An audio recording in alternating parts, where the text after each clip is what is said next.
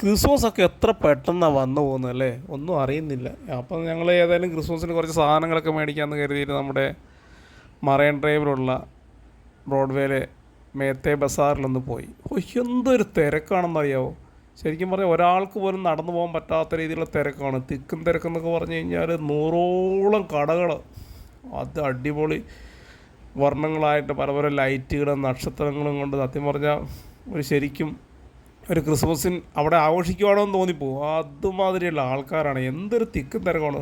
കൊച്ചു മുമ്പർന്നത്തിയൊക്കെ അങ്ങനെ ആവേശം കൊണ്ട് അങ്ങനെ ആർമാദിക്കുവാണ്.